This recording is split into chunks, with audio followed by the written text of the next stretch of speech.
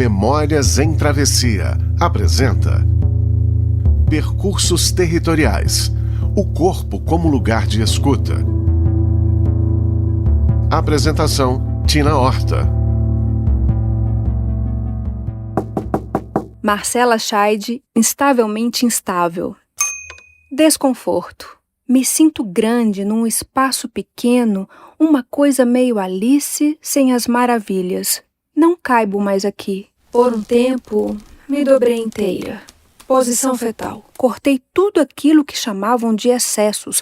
Quase não sobrou nada. Tudo isso para caber aqui. Aqui não, ali. Estou sempre tentando caber lá fora em um espaço que o outro destinou para mim. Veio a cãibra. Não caibo mais aqui. Continuo crescendo, mas o espaço parece não me acompanhar. E se eu sair, me desdobrar, alongar as pernas e parar de me reduzir aos espaços e às pessoas que me reprimem?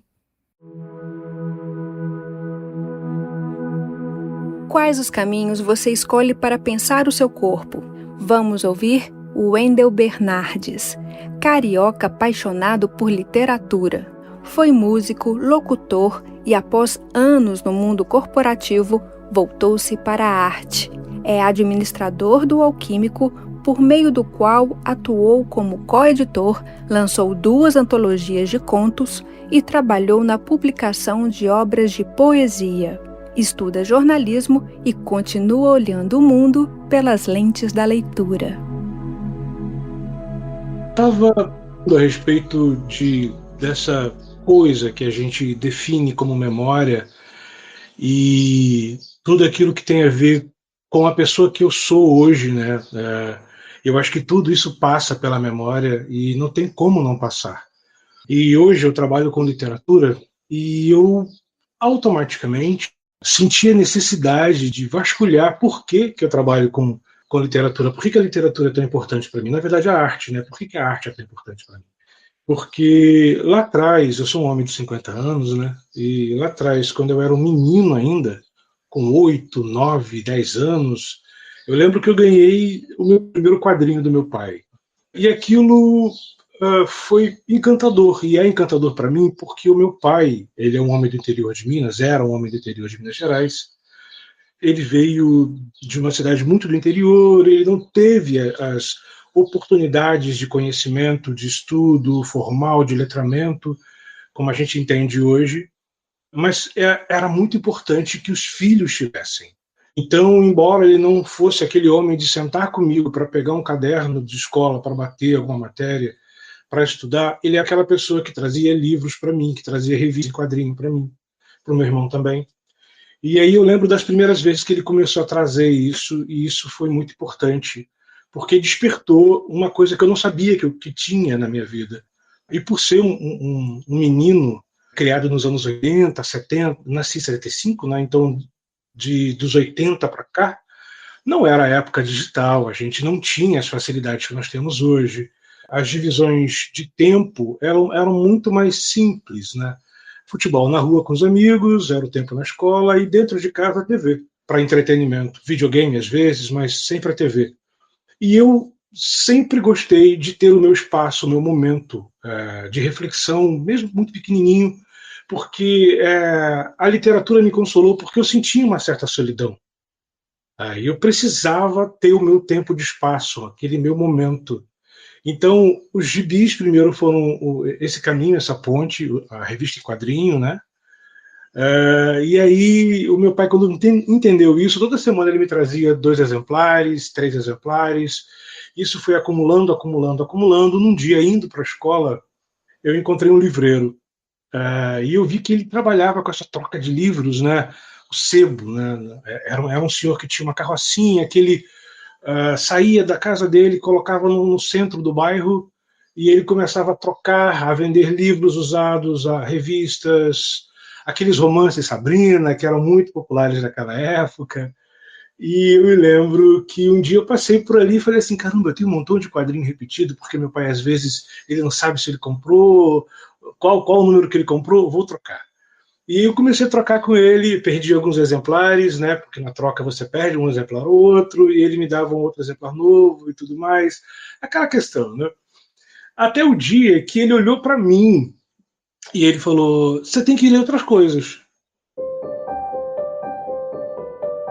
Eu sou o Wendel Bernardes, um menino de 50 anos que não deixou a arte ir embora e resgata hoje os seus sonhos através da literatura. Assim, eu não conhecia ele de lugar nenhum, só dali mesmo. Era o seu Francisco, do sebo, que ficava ali na praça do bairro e tal. E ele puxou uma edição de Frankenstein de Mary Shelley, de 1964, de capa de couro, linda, editada em Portugal. E ele falou: "Você tem que ler isso aqui." E aí você imagina um menino pegando uma joia dessa, né, uma preciosidade dessa. E aí eu falei para ele: "Eu não tenho dinheiro para comprar isso." Ele falou: "Não estou te vendendo isso. Deixa os gibis aqui, levo o livro e pronto, fica pela troca." Nesse dia eu saí menos 20 revistinhas e com um livro debaixo do braço. Eu li Frankenstein de Mary Shelley com 12 para 13 anos. Foi meu primeiro livro adulto e mudou minha vida completamente. Porque a partir daquele momento, eu não sei dizer se foi alguma coisa da mística do livro. A partir desse momento eu lembro que a minha vida mudou completamente. E aí a professora, um dia, fez uma ação na sala de aula para quem criasse um texto, redação, né, um exercício de redação. E foi o primeiro texto meu que foi que teve algum tipo de destaque. Lá na quarta série, quando eu tinha, sei lá, 12 anos, a professora pegou, mostrou para a turma, pregou no quadro da sala, mostrou para todo mundo, e eu saí dali diferente. Aquele foi o momento que a literatura me tocou de uma forma muito especial. Um pouco depois disso, eu comecei a trabalhar com outras formas de arte. Eu fui músico durante algum tempo, eu trabalhei com comunicação um tempo também. E depois a vida adulta veio e eu precisei ir por um outro caminho. Eu trabalhei na área comercial durante muito tempo, muito tempo, muito tempo. E aí chegou a pandemia. Acho que esse marco, né, na humanidade.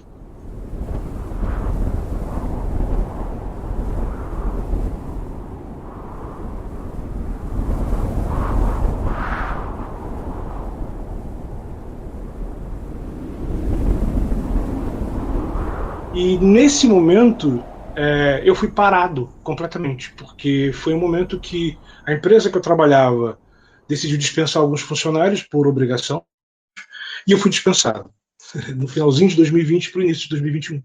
E aí nasceu esse meu projeto literário, que é o Alquímico, que é onde eu me comunico de certa forma com a arte, com a leitura, com o entendimento do próximo, através daquilo que o próximo escreve, aquilo que ele compartilha.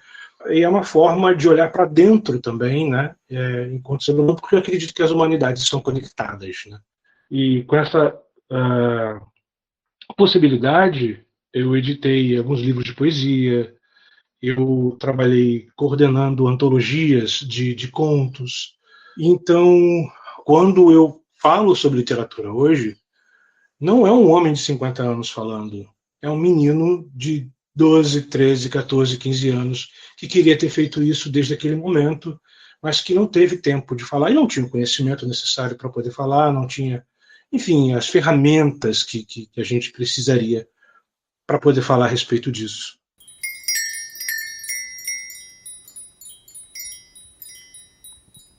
Seria muito mais interessante se a gente aos poucos conseguisse parar, refletir se esse é o caminho que eu quero continuar trilhando, independente da idade que a gente tem, se a gente tem 12, se a gente tem 20, se a gente tem 30, e olhar isso como uma oportunidade de fazer de novo os sonhos que a gente deixou guardados em potinhos, em caixinhas lá atrás, para a nossa realidade novamente, porque esses sonhos, eu ouvi alguém dizer que sonho não envelhece, né? Ele não esmorece, ele não morre, enquanto a pessoa que sonha estiver viva. Então, enquanto eu estou vivo, enquanto eu tive a oportunidade de sobreviver a tudo isso que a gente viu o mundo passar nos últimos 4, 5 anos, eu acho que voltar e resgatar de dentro das caixinhas, né, o meu sonho é fazer as coisas encaixarem no lugar. Hoje eu tenho os meus filhos, eu tenho um filho de 25 anos, um rapaz, tenho uma filha de 15 anos. Então eu acho que a oportunidade de fazer diferente comigo é também a oportunidade de fazer um pouquinho diferente com eles, é repensar e ver o prazer de se reinventar, né? Nos nossos filhos, em nós, nos nossos sonhos, nos nossos projetos. Nem sempre os nossos projetos têm que agradar ao capital, que envolvem ganhos financeiros. É bom que aconteça, mas nem sempre acontece isso. E quando não acontece, o ganho espiritual, talvez, a certeza de quando alguém me chama no privado e fala: eu li o livro tal, porque você falou desse livro, e esse livro é bom, eu gostei dele, não conhecia esse autor, essa autora. Ou quando alguém chega para mim e fala assim: eu não concordo com você, não é possível que você tenha gostado disso ou daquilo. Isso é a literatura viva, porque ninguém é igual. A maneira que Machado de Assis soa para mim, ela não vai soar para você.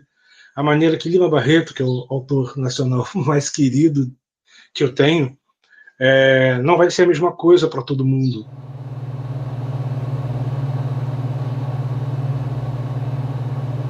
Memória para mim é o que a gente não consegue definir, mas que a gente sente quando a gente fecha os olhos e lembra de quem a gente foi, tentando não deixar essa essência ir embora. Memórias em Travessia apresentou Percursos Territoriais, o corpo como lugar de escuta. Apresentação: Tina Horta.